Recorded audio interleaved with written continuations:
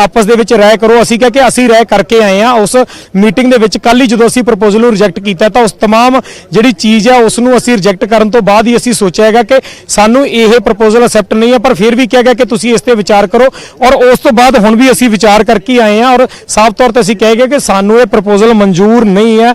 असीं जिस चीज़ ते पहला खड़े सी असीं उस चीज़ ते पहला भी खड़े हुए हैं। एक बार फिर तुहानूं कवलजीत जी की गल सुणाने कि किसान मोर्चे के अंदरों की कहा जा रहा है। सारे किसानों को फायदा मिलना चाहिए। बिल्कुल ਇਹਦਾ मतलब ये नहींगा ਵੀ ਜੇ 6% ਨੂੰ ਇਹਦਾ ਫਾਇਦਾ ਮਿਲ ਰਿਹਾ ਤੇ 6% ਦੇ ਉੱਤੋਂ ਵੀ ਇਹਨੂੰ ਕੱਟ ਲਾ ਦਿਓ।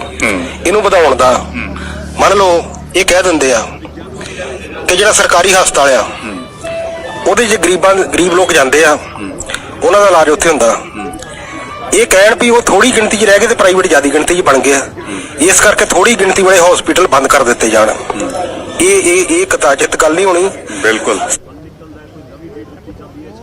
सो साफ तौर पर जिस चीज़ का जिक्र मैं कर रहा सी कि सब तो पहला मीटिंग जो शुरू होंदी है तो रुल्लू सिंह मानसा की गड्डी की शीशा टुटन की घटना का जिक्र किया जाता है। उस तो बाद गल की जाती है कि जिहड़ा प्रपोजल रिजैक्ट किया गया उसनूं पब्लिकली क्यों रिजैक्ट किया गया। उही गल किसान आगू दोहरा रहे सन कि सानूं कहा गया कि जिहड़ा प्रपोजल रिजैक्ट किया तुहानूं पब्लिकली प्रपोजल रिजैक्ट नहीं करना चाहिए सी। तो उस तो बाद कहा गया कि तुसीं इस प्रपोजल नूं लैके फिर तो विचार करो। पर किसानां ने कहा कि असीं इसनूं रिजैक्ट कर चुके और पूरी विचारधारा दे नाल पूरी विचार करके ही इस प्रपोजल नूं रिजैक्ट किया। पर उन्होंने कहा कि फिर भी चलो इस प्रपोजल नूं लेके विचार कर लो। और उस तो बाद मंत्री उठ के चले गए। मंत्री एक अलग मीटिंग कर रहे हैं और किसान एक अलग मीटिंग कर रहे सी। पर उस तो इस समय के दौरान एक लंच ब्रेक का समा हो जाता है। लंच ब्रेक के विच जे असीं गल करिए तो मुख तौर पर हुण करीब 1.5 घंटा हो चुके हैं कि मीटिंग में कुछ नहीं हो रहा। 1 घंटा पहला किसानों की आपस में मीटिंग चलती रही और मंत्रियों की आपस में मीटिंग चलती रही और उस तो बाद करीब आधा पौना घंटा हुण लंच ब्रेक नूं हो चुके। तो पिछले 1.5-2 घंटिया के मीटिंग में कुछ निकल के नहीं आ रहा। और किसान आगू ने भी यही दावा किया है कि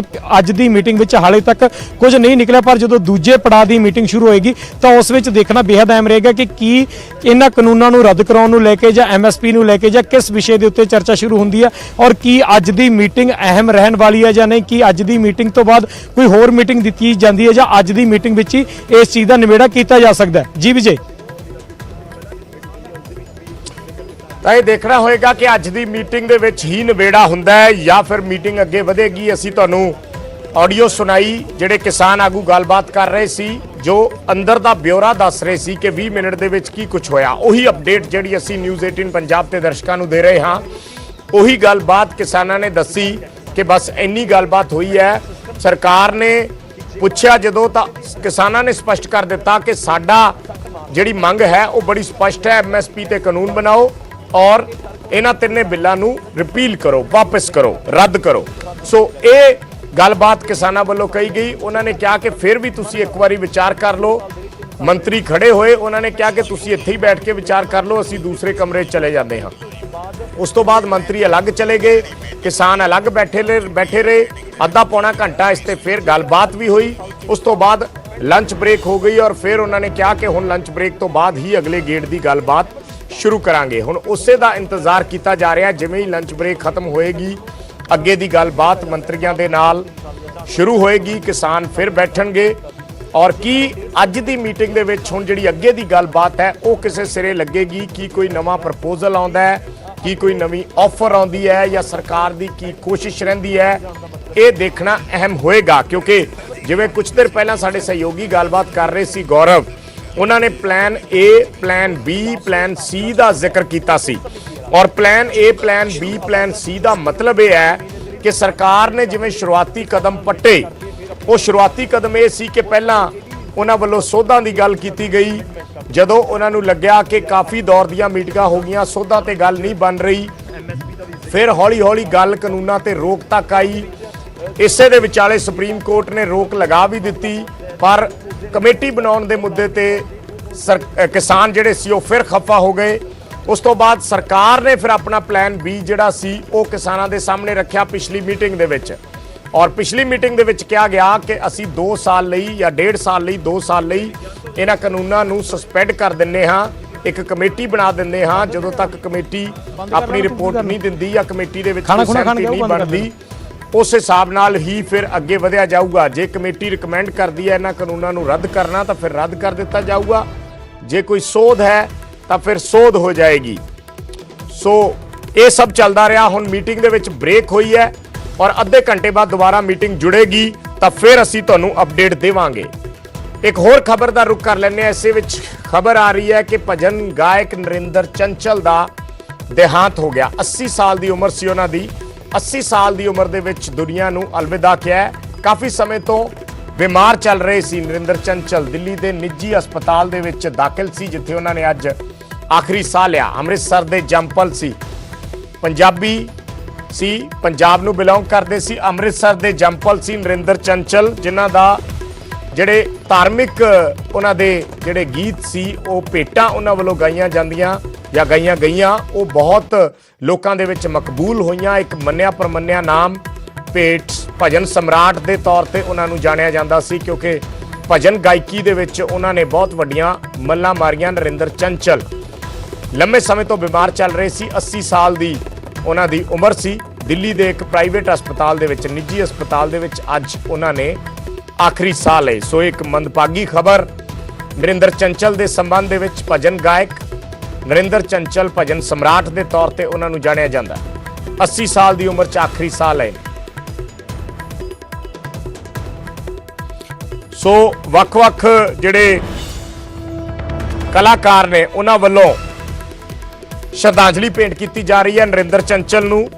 ਦਲੇਰ ਮਹਿੰਦੀ ਜਿਹੜੇ ਗਾਇਕ ਨੇ ਉਹਨਾਂ ਵੱਲੋਂ ਟਵੀਟ ਕੀਤਾ ਗਿਆ ਹੈ ਔਰ ਉਹਨਾਂ ਨੇ ਨਰਿੰਦਰ ਚੰਚਲ ਦੇ ਅਕਾਲ ਚਲਾਣੇ ਨੂੰ ਇੱਕ ਵੱਡਾ ਘਾਟਾ ਦੱਸਿਆ ਹੈ ਮਨੋਰੰਜਨ ਜਗਤ ਲਈ, ਔਰ ਉਹਨਾਂ ਦੇ ਪਰਿਵਾਰ ਦੇ ਨਾਲ ਦੁੱਖ ਸਾਂਝਾ ਕੀਤਾ ਗਿਆ ਹੈ। ਸੋ 80 ਸਾਲ ਦੀ ਉਮਰ ਦੇ ਵਿੱਚ ਭਜਨ ਸਮਰਾਟ ਨਰਿੰਦਰ ਚੰਚਲ ਇਸ ਦੁਨੀਆ ਨੂੰ ਅਲਵਿਦਾ ਕਹਿ ਗਏ।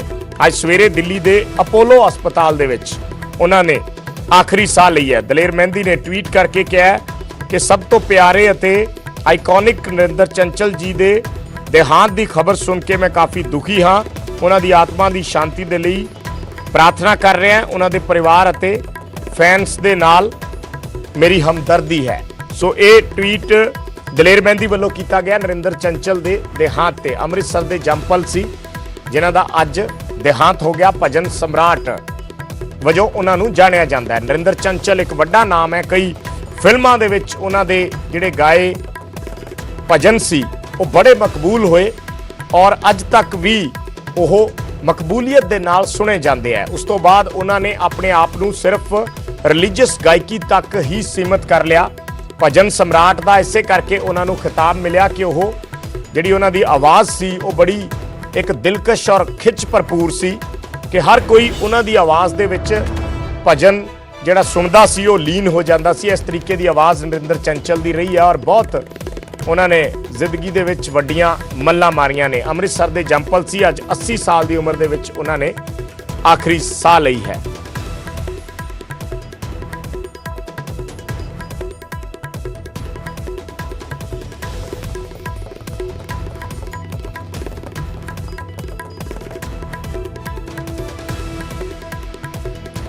ਸੋ ਇਸ ਵੇਲੇ ਦੀ ਦੁਖਦਾਈ ਖਬਰ ਜਿਹੜੀ ਅਸੀਂ ਸਾਂਝੀ ਕਰ ਰਹੇ ਹਾਂ ਦਰਸ਼ਕਾਂ ਦੇ ਨਾਲ। ਨਰਿੰਦਰ ਚੰਚਲ ਭਜਨ ਗਾਇਕ ਜਿਨ੍ਹਾਂ ਦਾ ਅੱਜ ਦਿੱਲੀ ਦੇ ਅਪੋਲੋ ਹਸਪਤਾਲ ਦੇ ਵਿੱਚ ਦੇਹਾਂਤ ਹੋ ਗਿਆ। 80 ਸਾਲ ਦੀ ਉਮਰ ਸੀ ਔਰ ਕਾਫੀ ਲੰਬੇ ਸਮੇਂ ਤੋਂ ਬਿਮਾਰ ਚੱਲ ਰਹੇ ਸੀ ਨਰਿੰਦਰ ਚੰਚਲ। ਕੋਈ ਵੀ ਵਿਅਕਤੀ ਐਸਾ ਨਹੀਂ ਹੋਏਗਾ ਜੋ ਨਰਿੰਦਰ ਚੰਚਲ ਦੇ ਨਾਮ ਤੋਂ ਵਾਕਿਫ ਨਹੀਂ, ਜਿਨ੍ਹਾਂ ਦੀਆਂ ਗਾਈਆਂ ਭੇਟਾਂ, ਜਿਨ੍ਹਾਂ ਦੇ ਗਾਏ ਭਜਨ ਬੇहद ਮਕਬੂਲ ਹੋਏ ਨੇ। ਔਰ ਇਸ ਜਗਤ ਦੇ ਵਿੱਚ ਖਾਸ ਤੌਰ ਤੇ ਰਿਲੀਜੀਅਸ ਅਗਰ ਕਲਾਕਾਰੀ ਦੀ ਗੱਲ ਕਰੀਏ ਤਾਂ ਨਰਿੰਦਰ ਚੰਚਲ ਨੇ ਬਹੁਤ ਵੱਡਾ ਯੋਗਦਾਨ ਇਸ ਦੇ ਵਿੱਚ ਪਾਇਆ। ਅੱਜ 80 ਸਾਲ ਦੀ ਉਮਰ ਦੇ ਵਿੱਚ ਉਹਨਾਂ ਨੇ ਇਸ ਦੁਨੀਆ ਨੂੰ ਅਲਵਿਦਾ ਕਿਹਾ ਹੈ। ਬਿਮਾਰ ਸਨ ਪਿਛਲੇ ਕਾਫੀ ਸਮੇਂ ਤੋਂ, ਦਿੱਲੀ ਦੇ ਇੱਕ ਨਿੱਜੀ ਹਸਪਤਾਲ ਦੇ ਵਿੱਚ ਦਾਖਲ ਸਨ। ਅੰਮ੍ਰਿਤਸਰ ਦੇ ਜੰਪਲ ਨੇ, ਪੰਜਾਬੀ ਨੇ, ਪੰਜਾਬ ਨਾਲ ਉਹਨਾਂ ਦਾ ਗਹਿਰਾ ਰਿਸ਼ਤਾ ਰਿਹਾ ਕਿਉਂਕਿ ਇੱਥੋਂ ਦੇ ਜੰਪਲ ਸੀ। ਸੋ ਇੱਕ ਵੱਡਾ ਨਾਮ ਉਹਨਾਂ ਨੇ ਭਜਨ ਗਾਇਕੀ ਦੇ ਵਿੱਚ ਹੀ ਨਹੀਂ, ਬਾਲੀਵੁੱਡ ਦੇ ਵਿੱਚ ਵੀ ਉਹਨਾਂ ਨੇ ਆਪਣਾ ਨਾਮ ਸਥਾਪਿਤ ਕੀਤਾ, ਆਪਣਾ ਨਾਮ ਚਮਕਾਇਆ। ਕਈ ਫਿਲਮਾਂ ਦੇ ਵਿੱਚ ਨਰਿੰਦਰ ਚੰਚਲ ਵੱਲੋਂ ਗਾਏ ਭਜਨ ਕਾਫੀ ਮਕਬੂਲ ਹੋਏ।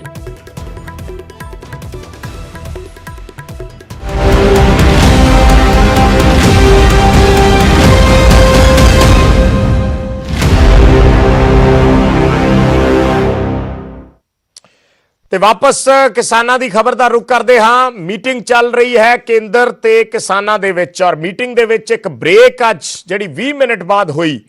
ਹਲੇ ਵੀ ਉਹ ਬ੍ਰੇਕ ਚੱਲ ਰਹੀ ਹੈ। ਇਸ ਵੇਲੇ ਲੰਗਰ ਛਕਿਆ ਜਾ ਰਿਹਾ ਕਿਸਾਨਾਂ ਵੱਲੋਂ। 11ਵੇਂ ਦੌਰ ਦੀ ਇਹ ਮੀਟਿੰਗ ਹੈ। ਕਿਸਾਨ ਤੇ ਮੰਤਰੀ ਵੱਖੋ ਵੱਖਰੇ ਬੈਠੇ ਨੇ। ਪਹਿਲਾਂ ਸਰਕਾਰ ਨੇ ਕਿਹਾ ਕਿ ਉਹਨਾਂ ਨੂੰ ਮੀਡੀਆ ਦੇ ਵਿੱਚ ਨਹੀਂ ਜਾਣਾ ਚਾਹੀਦਾ ਸੀ। ਜੋ ਉਹਨਾਂ ਵੱਲੋਂ ਪ੍ਰਪੋਜ਼ਲ ਰਿਜੈਕਟ ਵੀ ਕੀਤਾ ਗਿਆ ਸੀ ਤਾਂ ਉਹਨਾਂ ਨੂੰ ਸਿੱਧੀ ਜਾਣਕਾਰੀ ਸਰਕਾਰ ਨੂੰ ਆ ਕੇ ਦੇਣੀ ਚਾਹੀਦੀ ਸੀ। ਉਸ ਤੋਂ ਬਾਅਦ ਕਿਸਾਨਾਂ ਨੇ ਕਿਹਾ ਕਿ ਸਾਡਾ ਬੜਾ ਸਪਸ਼ਟ ਵਿਊ ਪੁਆਇੰਟ ਹੈ।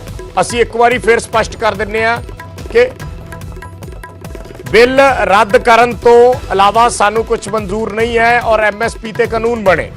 ਉਸ ਤੋਂ ਬਾਅਦ ਮੰਤਰੀ ਨੇ ਕਿਹਾ ਕਿ ਤੁਸੀਂ ਇੱਕ ਵਾਰੀ ਫਿਰ ਵਿਚਾਰ ਕਰ ਲਓ ਤਾਂ ਕਿਸਾਨਾਂ ਨੂੰ ਉਹਨਾਂ ਨੇ ਕਿਹਾ ਕਿ ਤੁਸੀਂ ਇੱਥੇ ਹੀ ਬੈਠ ਕੇ ਗੱਲਬਾਤ ਕਰੋ, ਅਸੀਂ ਦੂਸਰੇ ਰੂਮ 'ਚ ਚਲੇ ਜਾਂਦੇ ਹਾਂ।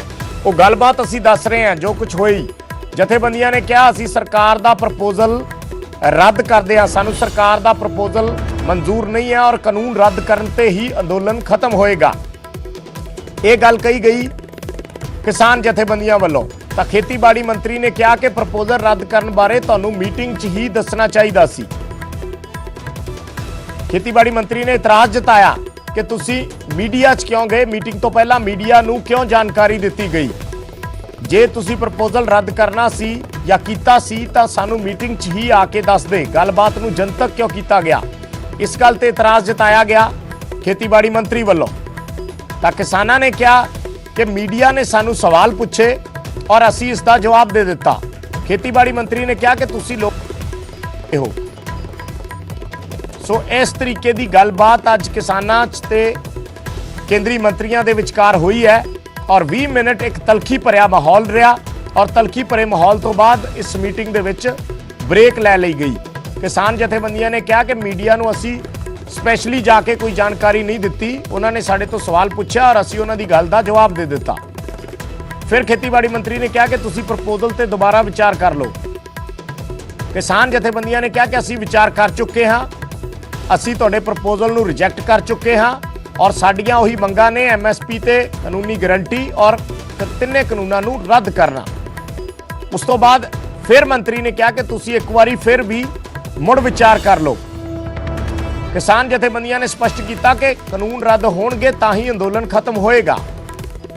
ਸੋ ਉਸ ਤੋਂ ਬਾਅਦ ਮੰਤਰੀ ਉੱਠ ਕੇ ਅਲੱਗ ਕਮਰੇ ਚਲੇ ਗਏ ਔਰ ਕਿਸਾਨ ਆਪਣੀ ਵੱਖਰੇ ਤੌਰ ਤੇ ਮੀਟਿੰਗ ਕਰਦੇ ਰਹੇ। ਕਰੀਬ ਅੱਧਾ ਪੌਣਾ ਘੰਟਾ ਉਹਨਾਂ ਨੇ ਮੀਟਿੰਗ ਕੀਤੀ। ਉਸ ਤੋਂ ਬਾਅਦ ਲੰਚ ਬ੍ਰੇਕ ਹੋ ਗਈ ਔਰ ਹਲੇ ਤੱਕ ਇਹ ਲੰਚ ਬ੍ਰੇਕ ਜਿਹੜੀ ਹੈ ਇਹ ਜਾਰੀ ਹੈ। ਇਸ ਵੇਲੇ ਲੰਗਰ ਜਿਹੜਾ ਹੈ ਉਹ ਚੱਲ ਰਿਹਾ ਹੈ। ਕੁਝ ਦੇਰ ਬਾਅਦ ਦੁਬਾਰਾ ਕਿਸਾਨ ਜਿਹੜੇ ਨੇ ਉਹ ਮੀਟਿੰਗ ਦੇ ਵਿੱਚ ਬੈਠਣਗੇ, ਦੁਬਾਰਾ ਜੁੜਨਗੇ ਔਰ ਫਿਰ ਉਸ ਤੋਂ ਬਾਅਦ ਕੀ ਗੱਲਬਾਤ ਹੁੰਦੀ ਹੈ, ਜੋ ਵੀ ਅਪਡੇਟ ਨਿਕਲ ਕੇ ਆਏਗੀ ਅਸੀਂ ਨਿਊਜ਼ 18 ਪੰਜਾਬ ਤੇ ਦਰਸ਼ਕਾਂ ਨੂੰ ਉਸ ਦੀ ਪਲ ਪਲ ਦੀ ਜਾਣਕਾਰੀ ਦਿੰਦੇ ਰਵਾਂਗੇ। ਹਾਲੇ ਤੱਕ ਸਿਰਫ ਇੰਨੀ ਜਾਣਕਾਰੀ ਹੈ ਜੋ ਅਸੀਂ ਦਰਸ਼ਕਾਂ ਨੂੰ ਗ੍ਰਾਫਿਕਸ ਦੇ ਜ਼ਰੀਏ ਦਿਖਾ ਰਹੇ ਹਾਂ। ਜੋ ਗੱਲ ਖੇਤੀਬਾੜੀ ਮੰਤਰੀ ਔਰ ਕਿਸਾਨ ਜਥੇਬੰਦੀਆਂ ਦੇ ਵਿੱਚ ਹੋਈ ਹੈ, ਸਿਰਫ ਇੰਨੀ ਜਾਣਕਾਰੀ ਹੈ ਜੋ ਅਸੀਂ ਦਰਸ਼ਕਾਂ ਤੱਕ ਪਹੁੰਚਾ ਰਹੇ ਹਾਂ। ਉਸ ਤੋਂ ਬਾਅਦ ਜਥੇਬੰਦੀਆਂ ਨੇ ਆਪਣੇ ਤੌਰ ਤੇ ਗੱਲਬਾਤ ਜ਼ਰੂਰ ਕੀਤੀ ਹੈ। ਦੁਬਾਰਾ ਜਿਹੜੀ ਮੀਟਿੰਗ ਜੁੜੇਗੀ, ਜਦੋਂ ਦੁਬਾਰਾ ਬੈਠਕ ਜੁੜੇਗੀ, ਉਦੋਂ ਸਰਕਾਰ ਨੂੰ ਇੱਕ ਵਾਰੀ ਫਿਰ ਕਿਸਾਨ ਆਗੂ ਜਿਹੜੇ ਨੇ ਉਹ ਜਾਣੂ ਕਰਵਾ ਦੇਣਗੇ। ਸੋ ਹਾਲੇ ਤੱਕ ਕੋਈ ਲੰਬੀ ਚੌੜੀ ਗੱਲਬਾਤ, ਕੋਈ ਲੰਬੀ ਚੌੜੀ ਡਿਸਕਸ਼ਨ ਦੇਖਣ ਦੇ ਵਿੱਚ ਨਹੀਂ ਆਈ। ਸਿਰਫ ਇੱਕ 15 ਮਿੰਟ ਦੀ 20 ਮਿੰਟ ਦੀ ਜਿਹੜੀ ਗੱਲਬਾਤ ਸੀ ਉਨੀ ਰਹੀ। ਉਹਦੇ 'ਚ ਵੀ ਤਲਖੀ ਭਰਿਆ ਮਾਹੌਲ ਰਿਹਾ ਔਰ ਤਲਖੀ ਭਰੇ ਮਾਹੌਲ ਦੇ ਵਿੱਚ ਉਹ ਗੱਲਬਾਤ ਖਤਮ ਹੋ ਗਈ। ਰੋਹਿਤ ਸਾਡੇ ਸਹਿਯੋਗੀ ਜੁੜੇ ਨੇ। ਰੋਹਿਤ ਕੁਝ ਕਹਿਣਾ ਚਾਹ ਰਹੇ ਨੇ। ਜੀ ਰੋਹਿਤ, ਕੋਈ ਅਪਡੇਟ? जी बिल्कुल विजय, पहले दौर की मीटिंग जी हुई है, बेशक पहले दौर की मीटिंग खत्म हो चुकी है। पहले दौर की मीटिंग कुछ खास निकल के नहीं आया, पर दो गल्लां होर बेहद अहम निकल के आईयां ने कि एक डॉक्टर दर्शनपाल नूं लगातार फोन ते धमकियां मिल रही ने, लगातार उन्होंने लिए अपद्दर भाषा का इस्तेमाल किया जा रहा है। इस चीज़ नूं लैके भी मीटिंग के अंदर जिक्र होया कि डॉक्टर दर्शनपाल नूं लगातार कुछ धमकियां मिल रही ने और अपद्दर भाषा का उन्होंने अपद्दर भाषा का इस्तेमाल किया जा रहा है। लोगों वालों उन्होंने फोन कॉलां करके इस चीज़ का मुद्दा भी चुक्या गया। और दूजा ਜਿਹੜਾ यूपी तो ਵੱਡੇ ਆਗੂ ਆਉਂਦੇ ਨੇ ਰਕੇਸ਼ ਟਕੈਤ ਜੀ, ਉਹਨਾਂ ਨੂੰ ਵੀ ਕੁਝ ਬੀਜੇਪੀ ਦੇ ਆਗੂਆਂ ਵੱਲੋਂ ਟਵੀਟ ਕਰਕੇ ਧਮਕੀਆਂ ਦਿੱਤੀਆਂ ਜਾ ਰਹੀਆਂ ਨੇ ਕਿ ਤੁਹਾਨੂੰ ਯੂਪੀ ਦੇ ਵਿੱਚ ਵੜਨ ਦੀ ਆਗਿਆ ਨਹੀਂ ਦਿੱਤੀ ਜਾਏਗੀ, ਤੁਹਾਨੂੰ ਯੂਪੀ ਦੇ ਵਿੱਚ ਵੜਨ ਨਹੀਂ ਦਿੱਤਾ ਜਾਏਗਾ। ਇਹ ਦੋ ਚੀਜ਼ਾਂ ਦੇ ਮੁੱਦੇ ਵੀ ਪਹਿਲੀ ਜਿਹੜੇ ਪੜਾਅ ਦੀ ਮੀਟਿੰਗ ਹੈ ਉਸ ਦੇ ਵਿੱਚ ਚੁੱਕੇ ਗਏ ਨੇ। ਜੀ ਵਿਜੇ ਜੀ ਰੋਹਿਤ, ਤਾਂ ਇੱਕ ਹੋਰ ਅਪਡੇਟ ਰੋਹਿਤ ਜਿਵੇਂ ਦੇ ਰਹੇ ਨੇ ਸਾਡੇ ਸਹਿਯੋਗੀ ਕਿ ਦੋ ਚੀਜ਼ਾਂ ਹੋਰ ਮੀਟਿੰਗ ਦੇ ਵਿੱਚ ਰੱਖੀਆਂ ਗਈਆਂ ਨੇ। ਇੱਕ ਡਾਕਟਰ ਦਰਸ਼ਨਪਾਲ ਹੋਰਾਂ ਨੂੰ ਜਿਹੜੀਆਂ ਇਤਰਾਜ਼ਯੋਗ ਸ਼ਬਦਾਵਲੀ ਵਰਤਣ ਦਾ ਫੋਨ ਕਾਲਸ ਦੇ ਜ਼ਰੀਏ, ਔਰ ਦੂਸਰਾ ਰਾਕੇਸ਼ ਟਕੈਤ ਹੋਰਾਂ ਨੂੰ ਟਵੀਟ ਦੇ ਜ਼ਰੀਏ ਕਿ ਤੁਹਾਨੂੰ ਤੁਹਾਡੇ ਸੂਬੇ ਦੇ ਵਿੱਚ ਵਾਪਸ ਨਹੀਂ ਆਉਣ ਦਿੱਤਾ ਜਾਏਗਾ। ਇਹ ਦੋ ਗੱਲਾਂ ਜੋ ਰੋਹਿਤ ਸਾਡੇ ਸਹਿਯੋਗੀ ਦੱਸ ਰਹੇ ਨੇ, ਇਹ ਵੀ ਇਸ ਬੈਠਕ ਦੇ ਵਿੱਚ ਚਰਚਾ ਦੇ ਵਿੱਚ ਰਹੀਆਂ ਨੇ। ਇਹ ਵੀ ਗੱਲਾਂ ਸਰਕਾਰ ਦੇ ਸਾਹਮਣੇ ਰੱਖੀਆਂ ਗਈਆਂ ਨੇ ਕਿ ਕਿਸਾਨ ਆਗੂਆਂ ਨੂੰ ਡਰਾਉਣ ਦੀ, ਧਮਕਾਉਣ ਦੀ ਕੋਸ਼ਿਸ਼ ਕੀਤੀ ਜਾ ਰਹੀ ਹੈ। ਇਸ ਤਰੀਕੇ ਦੇ ਜਿਹੜੇ ਕਦਮ ਨੇ ਉਹਨਾਂ ਦੇ ਜ਼ਰੀਏ, ਚਾਹੇ ਫੋਨ ਕਾਲਸ ਨੂੰ ਲੈ ਕੇ ਹੋਵੇ, ਚਾਹੇ ਟਵੀਟਸ ਨੂੰ ਲੈ ਕੇ ਹੋਵੇ, ਸੋਸ਼ਲ ਮੀਡੀਆ ਦੇ ਜ਼ਰੀਏ ਹੋਵੇ, ਇਸ ਤਰੀਕੇ ਨਾਲ ਕਿਸਾਨ ਆਗੂਆਂ ਨੂੰ ਡਰਾਉਣ ਦੀ ਕੋਸ਼ਿਸ਼ ਕੀਤੀ ਜਾ ਰਹੀ ਹੈ। ਇਹ ਗੱਲਾਂ ਮੀਡੀਆ ਦੇ ਵਿੱਚ ਰੱਖੀਆਂ ਗਈਆਂ ਨੇ। ਬਾਕੀ ਅੰਦਰੋਂ ਕੀ ਅਪਡੇਟ ਨਿਕਲ ਕੇ ਆਉਂਦੀ ਹੈ, ਅਸੀਂ ਫਿਰ ਐਕਸਕਲੂਸਿਵ ਤਸਵੀਰਾਂ, ਉਹ ਗੱਲਬਾਤ ਤੁਹਾਨੂੰ ਦਿਖਾਵਾਂਗੇ। ਕਿਸਾਨ ਆਗੂ ਕੀ ਕਹਿ ਰਹੇ ਨੇ, ਕੀ ਗੱਲਬਾਤ ਹੋਈ, ਔਰ ਹੁਣ ਦੂਸਰੇ ਦੌਰ ਦੀ ਮੀਟਿੰਗ ਦੇ ਵਿੱਚ ਕੀ ਵਿਚਾਰਿਆ ਜਾ ਸਕਦਾ ਹੈ, ਕਿਉਂਕਿ ਕਿਸਾਨਾਂ ਨੇ ਸਰਕਾਰ ਨੂੰ ਸਪਸ਼ਟ ਕਰ ਦਿੱਤਾ ਹੈ ਕਿ ਤੁਸੀਂ ਜੋ ਮਰਜ਼ੀ ਆਫਰ ਦਿਓ, ਸਾਨੂੰ ਤੁਹਾਡੀ ਆਫਰ ਮਨਜ਼ੂਰ ਨਹੀਂ। ਸਿੱਧੀ ਇੱਕੋ ਹੀ ਮੰਗ ਹੈ ਕਿ ਇਹਨਾਂ ਕਾਨੂੰਨਾਂ ਨੂੰ ਰੱਦ ਕੀਤਾ ਜਾਵੇ ਔਰ MSP ਤੇ ਕਾਨੂੰਨੀ ਗਾਰੰਟੀ ਦਿੱਤੀ ਜਾਵੇ। ਜੇ ਸਰਕਾਰ ਇਸ ਦਾ ਐਲਾਨ ਕਰ ਦਿੰਦੀ ਹੈ ਤਾਂ ਕਿਸਾਨ ਅੰਦੋਲਨ ਖਤਮ ਕਰਨ ਦਾ ਐਲਾਨ ਕਰ ਦੇਣਗੇ। ਸਿਰਫ ਇੱਥੇ ਜਿਹੜੀ ਗੱਲਬਾਤ ਹੈ। ਦੂਸਰੇ ਪਾਸੇ ਕਿਸਾਨ ਆਗੂਆਂ ਨੂੰ ਧਮਕੀਆਂ ਜਿਹੜੀਆਂ ਮਿਲ ਰਹੀਆਂ ਨੇ, ਕਿਸਾਨ ਆਗੂਆਂ ਨੇ ਇਹ ਇਤਰਾਜ਼ ਜਤਾਇਆ ਮੀਟਿੰਗ ਦੇ ਵਿੱਚ, ਖਾਸ ਤੌਰ ਤੇ ਡਾਕਟਰ ਦਰਸ਼ਨਪਾਲ ਔਰ ਰਾਕੇਸ਼ ਟਕੈਤ, ਇਹਨਾਂ ਵੱਲੋਂ ਇਤਰਾਜ਼ ਜਤਾਇਆ ਗਿਆ। ਔਰ ਰੁਲਦੂ ਸਿੰਘ ਦਾ ਜੋ ਮਾਮਲਾ ਸੀ, ਜੋ ਅੱਜ ਦਿੱਲੀ ਪੁਲਿਸ ਦੇ ਨਾਲ ਉਹਨਾਂ ਦੀ ਜਿਹੜੀ ਗੱਲਬਾਤ ਹੋਈ ਜਾਂ ਤਕਰਾਰਬਾਜ਼ੀ ਹੋਈ, ਉਸ ਦਾ ਮੁੱਦਾ ਵੀ ਇਸ ਮੀਟਿੰਗ ਦੇ ਵਿੱਚ ਉਛਲਿਆ। ਉਸ ਤੋਂ ਬਾਅਦ ਕਿਸਾਨ ਆਗੂਆਂ ਨੇ, ਰਾਕੇਸ਼ ਟਕੈਤ ਨੇ ਕਿਹਾ ਕਿ ਉਹਨਾਂ ਨੂੰ ਟਵਿੱਟਰ ਦੇ ਜ਼ਰੀਏ ਧਮਕੀਆਂ ਦਿੱਤੀਆਂ ਜਾ ਰਹੀਆਂ ਨੇ, ਔਰ ਡਾਕਟਰ ਦਰਸ਼ਨਪਾਲ ਨੇ ਕਿਹਾ ਕਿ ਉਹਨਾਂ ਨੂੰ ਫੋਨ ਕਾਲ ਦੇ ਜ਼ਰੀਏ ਇਤਰਾਜ਼ਯੋਗ ਸ਼ਬਦਾਵਲੀ ਉਹਨਾਂ ਦੇ ਲਈ ਵਰਤੀ ਜਾ ਰਹੀ ਹੈ।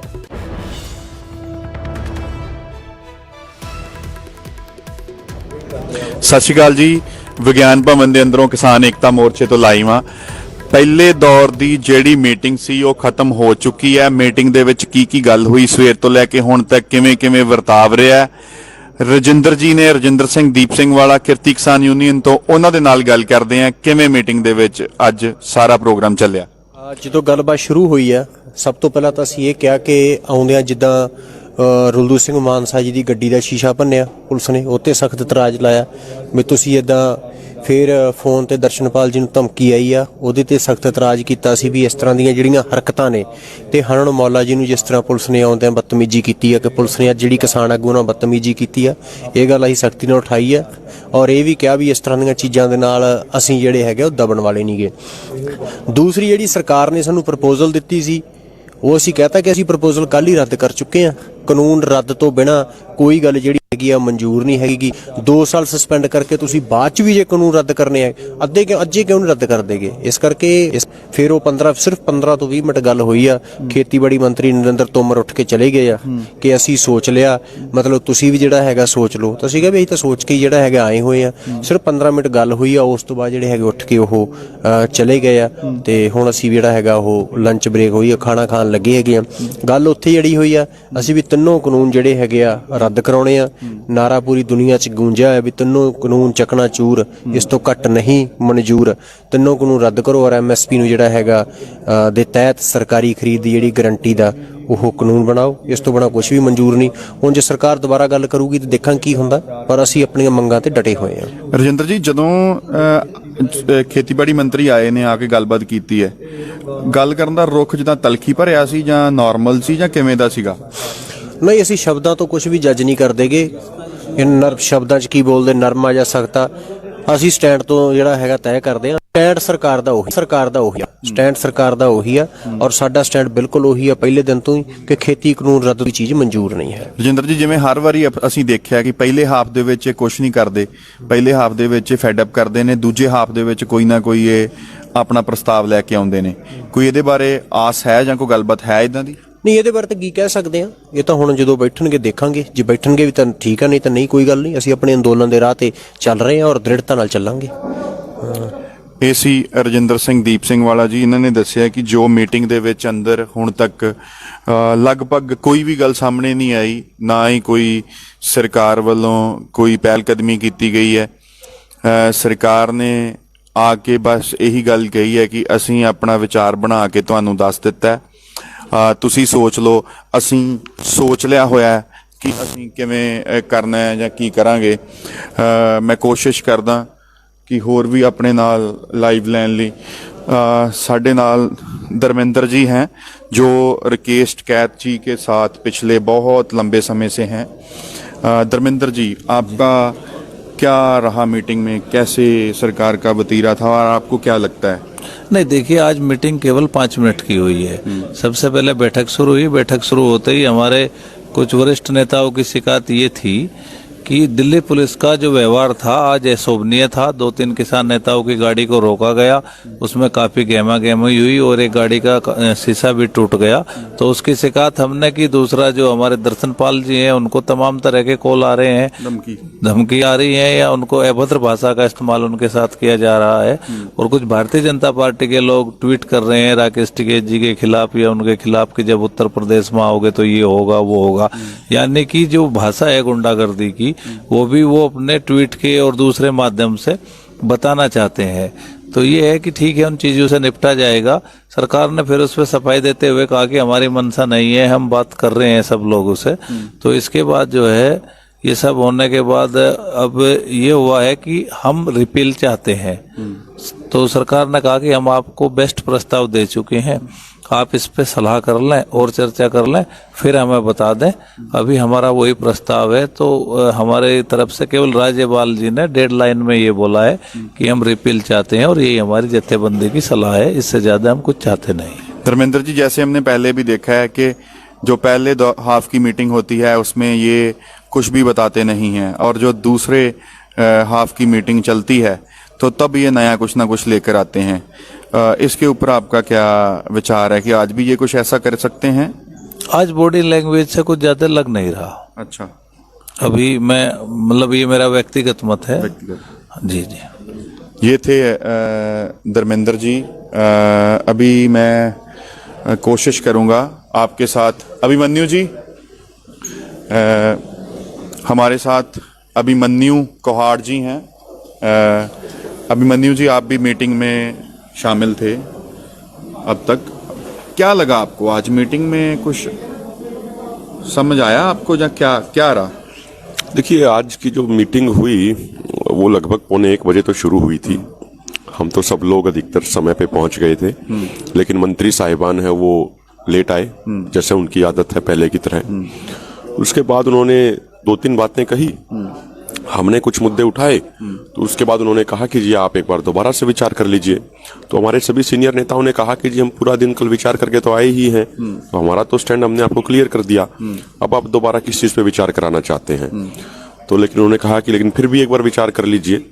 और हमारे नेताओं ने साफ कर दिया कि भाई हमारी मांग जो है वो तो आप तक पहुंच चुकी है, हम चाहते हैं कि आप इनको रिपील कीजिए और एमएसपी गारंटी का कानून बनाइए, ये हमारी स्पष्ट और सीधी राय है। तो उसके बाद लेकिन मंत्री फिर भी यही बात कहते रहे कि आप एक बार विचार कर लीजिए। उसके बाद मंत्रियों ने कहा कि हम ब्रेक लेते हैं, आप इसी हॉल में बैठ लीजिए, चर्चा कर लीजिए। और वो लोग भी अपनी चर्चा करने के लिए चले गए। तो काफी देर तक तो हम अंदर बैठे रहे, और उसके बाद फिर ये होगा कि भाई प्रसाद आ गया नीचे तो प्रसाद ले लेते हैं। तो ये हुआ है आज का। तो अब तक बेसिकली कुछ नहीं हुआ। सो दूसरे हाफ के ऊपर अगर कुछ होगा तो होगा। हाँ, आप ये कह सकते हैं। मैंने जो बिल्कुल एज इट इज जो पूरी घटनाएं हुई मैंने आपको वो बता दी। आप देखते हैं क्या होता है दूसरे हाफ में उसमें। धन्यवाद अमिनी जी। साडे नाल कवलप्रीत सिंह जी ने। कवलप्रीत जी, ਤੁਸੀਂ ਵੀ ਮੀਟਿੰਗ ਦੇ ਵਿੱਚ ਹਾਜ਼ਰ ਸੀ, ਕਿਵੇਂ ਲੱਗਿਆ ਤੁਹਾਨੂੰ ਮੀਟਿੰਗ ਦੇ ਵਿੱਚ ਕਿ ਸਰਕਾਰ ਦਾ ਕੋਈ ਰੁਖ ਹੈ ਕਿਸਾਨਾਂ ਦੇ ਨਾਲ ਸਹਿਮਤੀ ਬਣਾਉਣ ਦਾ, ਕਿਸਾਨਾਂ ਦੀਆਂ ਭਾਵਨਾਵਾਂ ਨੂੰ ਸਮਝਣ ਦਾ, ਕਿ ਜਾਂ ਸਿਰਫ ਟਾਈਮ ਪਾਸ ਕਰ ਰਹੇ ਨੇ? ਅਜੇ ਸਿਰਫ ਟਾਈਮ ਪਾਸ ਕਰ ਰਹੇ ਆ। ਜਿਹੜੀ ਸਾਡੀ ਪ੍ਰਪੋਜ਼ਲ ਆ ਸਰਕਾਰ ਦੇ ਅੱਗੇ ਗਈ, ਜਿਹੜਾ ਸਾਡਾ ਮੰਗ ਪੱਤਰ ਸਰਕਾਰ ਕੋ ਪਿਆ, ਉਸ ਮੰਗ ਪੱਤਰ ਦੇ ਵਿੱਚ ਜਿਹੜੀ ਅਸੀਂ 3 ਕਾਨੂੰਨਾਂ ਦੀ ਗੱਲ ਕੀਤੀ ਹੈ ਜੀ, ਜਿਹਦੇ 'ਚ ਐਮਐਸਪੀ ਦੀ ਗੱਲ ਕੀਤੀ ਹੈ। ਕਿਉਂਕਿ 3 ਕਾਨੂੰਨ ਸਾਡੀ ਹੋਣ ਦਾ ਸਵਾਲ ਆ, ਇਹ 3 ਕਾਨੂੰਨ ਰੱਦ ਹੋਣੇ ਚਾਹੀਦੇ ਆ। ਜੇ 3 ਕਾਨੂੰਨ ਰੱਦ ਹੁੰਦੇ ਫਿਰ ਕਿਸਾਨ ਦੀ ਹੋਂਦ ਬਚਦੀ ਆ। ਜੇ ਕਾਨੂੰਨ ਰੱਦ ਨਹੀਂ ਹੁੰਦੇ ਤੇ ਫਿਰ ਸਾਡੀ ਹੋਂਦ ਨੂੰ ਖਤਰਾ। ਇਸ ਕਰਕੇ ਜਦੋਂ ਸਵਾਲ ਹੋਣ ਦਾ ਹੋਵੇ ਉਦੋਂ ਕਿਸੇ ਥਲੜੀ ਗੱਲ ਤੇ ਸਮਝੌਤਾ ਨਹੀਂ ਕੀਤਾ ਜਾ ਸਕਦਾ। ਬਿਲਕੁਲ। ਇਸ ਵੇਲੇ ਅਸੀਂ ਜਥੇਬੰਦੀਆਂ ਵਾਲੇ ਇਸ ਗੱਲ ਤੇ ਖੜੇ ਆ ਬਿਲਕੁਲ ਕਿ ਸਰਕਾਰ ਕਾਨੂੰਨ ਰਿਪੀਲ ਕਰੇ, ਐਮਐਸਪੀ ਤੇ ਕਾਨੂੰਨ ਬਣਾਵੇ, ਸਰਕਾਰੀ ਖਰੀਦ ਦੀ ਗਰੰਟੀ ਦਿੱਤੀ ਜਾਵੇ ਤੇ ਜਿਹੜਾ ਸਰਕਾਰੀ ਖਰੀਦ ਤੋਂ ਉਸ ਤੋਂ ਘੱਟ ਖਰੀਦੇ ਉਹ ਤੇ ਕਾਨੂੰਨੀ ਕਾਰਵਾਈ ਹੋਵੇ। ਕਾਰਵਾਈ ਹੋਵੇ। ਅਗਲੀ ਗੱਲ ਇਹ ਆ, ਇਹ ਕਹਿ ਰਹੇ ਆ ਕਿ ਐਮਐਸਪੀ ਦਾ ਫਾਇਦਾ ਸਿਰਫ 6% ਲੋਕਾਂ ਨੂੰ ਮਿਲ ਰਿਹਾ। ਸਾਡੀ ਮੰਗ ਆ ਕਿ ਇਹ ਹਿੰਦੁਸਤਾਨ ਦੇ ਸਾਰੇ ਕਿਸਾਨਾਂ ਨੂੰ ਇਹਦਾ ਫਾਇਦਾ ਮਿਲਣਾ ਚਾਹੀਦਾ। ਬਿਲਕੁਲ। ਇਹਦਾ ਮਤਲਬ ਇਹ ਨਹੀਂਗਾ ਵੀ ਜੇ 6% ਨੂੰ ਇਹਦਾ ਫਾਇਦਾ ਮਿਲ ਰਿਹਾ ਤੇ 6% ਦੇ ਉੱਤੋਂ ਵੀ ਇਹਨੂੰ ਕੱਟ ਲਾ ਦਿਓ। ਇਹਨੂੰ ਵਧਾਉਣ ਦਾ ਮੰਨ ਲਓ ਇਹ ਕਹਿ ਦਿੰਦੇ ਆ ਕਿ ਜਿਹੜਾ ਸਰਕਾਰੀ ਹਸਪਤਾਲ ਆ ਉਹਦੇ 'ਚ ਗਰੀਬ ਲੋਕ ਜਾਂਦੇ ਆ, ਉਹਨਾਂ ਦਾ ਇਲਾਜ ਉੱਥੇ ਹੁੰਦਾ। ਇਹ ਕਹਿਣ ਵੀ ਉਹ ਥੋੜੀ ਗਿਣਤੀ 'ਚ ਰਹਿ ਗਏ ਤੇ ਪ੍ਰਾਈਵੇਟ ਜ਼ਿਆਦਾ ਗਿਣਤੀ 'ਚ ਬਣ ਗਿਆ, ਇਸ ਕਰਕੇ ਥੋੜੀ ਗਿਣਤੀ ਵਾਲੇ